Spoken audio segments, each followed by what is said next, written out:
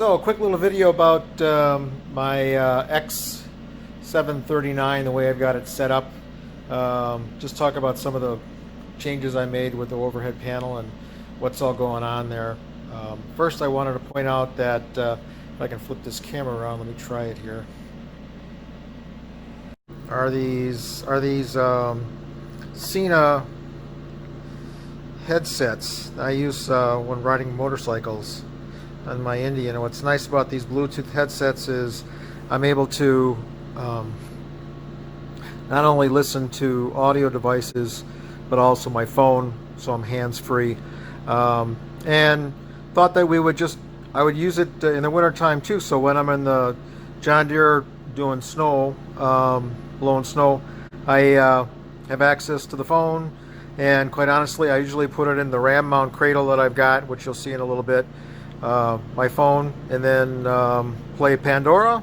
So I've got music and phone when I need it, and communication, and it just has turned out real nice. It's loud enough and clear enough that I can hear the music, and when a phone call comes in, I just sort of I kill the snowblower, back off the throttle, and people can hear me just fine with the noise canceling. So Sena product, I can't remember exactly what the model number is, and this is a little older design, but I'll put it in the comments section or something. And so let's go out to the John Deere.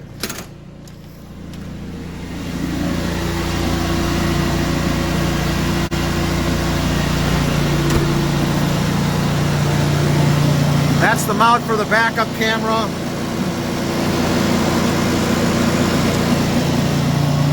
I went with that style camera rather than other styles because I could adjust the camera. That was primarily and line it the way I wanted to. These markers, they're red LEDs that alternate flash.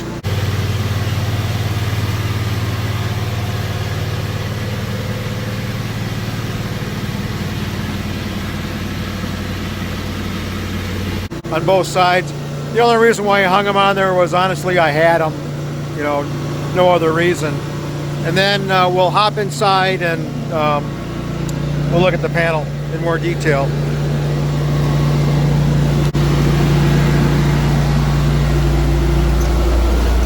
Okay.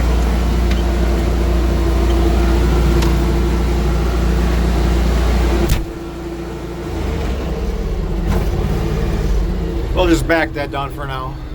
So right now I've got the auxiliary electric heater going. I'll turn it off now.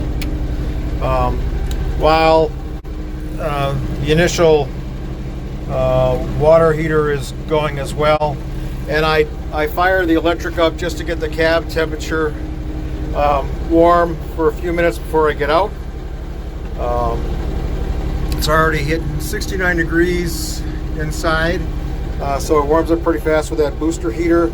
Other than that, then I usually just shut it off.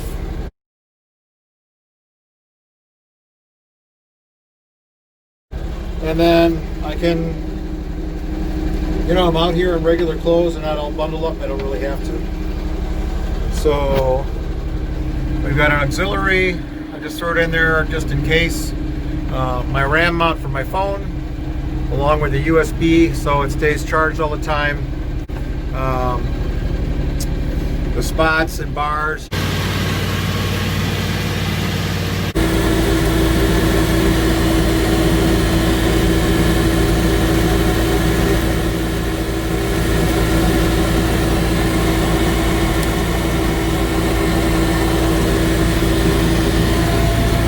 You see that before. I got a beacon up on top, and then I actually just put in the button that can change the sequence, just because while I was building it I was like, well, what the hell, why not, you know? So I can change the pattern, and I have the bar LED actually running this way than that way across, because most of the time when I get to the bottom of my driveway, as I'm pulling out into the road and you don't really see my lights, that's when I'm most vulnerable, and that's really the only reason why I have it. And then the backup camera, which everyone's scene I showed you where the camera was. That, quite honestly, because I'm lazy, it comes in real handy. I use it a lot.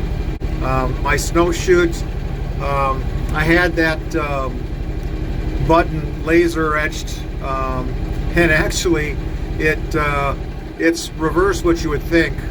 Up is down and down is up.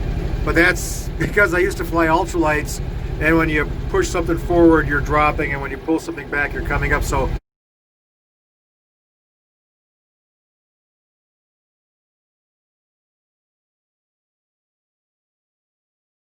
pushing it down for me is down for the spout, and then pulling it back up raises the chute up. Backwards, I know, but I know what it is. And then I've got a fan. Because we've got so much heat running around here, let me spin around.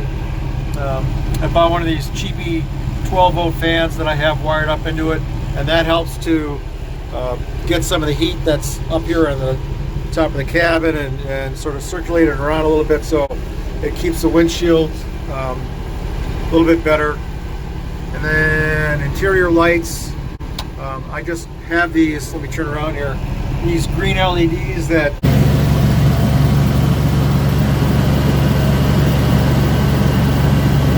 shine on the dash at night. And then lastly, I have a master power switch, which just helps for the shutdown. The Taylor, what is this, a thermometer. It has a wireless outdoor reader. I just have sort of strapped back by the wheel weights to get an outside temperature, just for grins. And then when I created this panel, I made sure that it is not only fused, but back behind here and over for this unit, I've got a relay too, just to be on the safe side, a little overkill. Oh Christ, this whole thing is overkill. But I had the time, and I have it set up the way I want to, and I would recommend the same for any of you guys that are out there. You know, Christ, if you're going to do it, take the time and build it the way you want to. Let me turn it around again. I've got some photos that I could show you, but in a nutshell, if you have one of these modern enclosures, the way this ROPS is set up, it has a tube frame top and bottom with a space in between, and I made sure that I created this panel so that the buttons would slide in between the top and bottom rails. But knowing that it was not only not just the switches, but the wires behind it that had to have enough clearance to play it on the safe side, I had to stand out the dash a little bit. And the secret here is this. If I can get through to show you, you'll see that there are nylon standoffs, and although it was taboo, I put riv nuts where all these points are.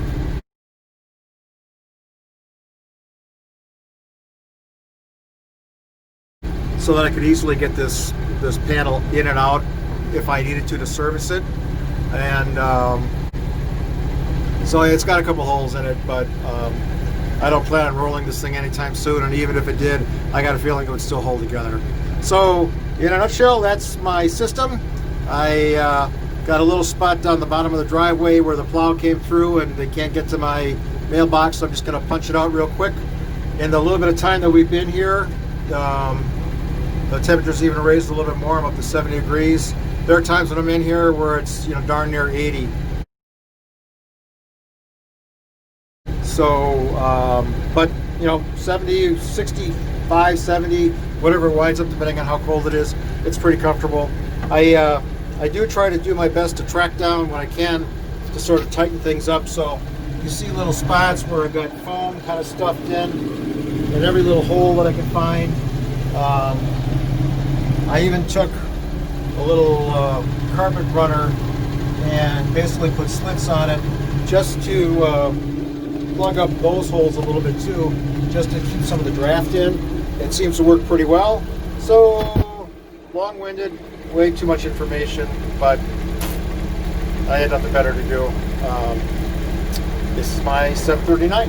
Thanks for watching, and I'll see you in the snow. Bye.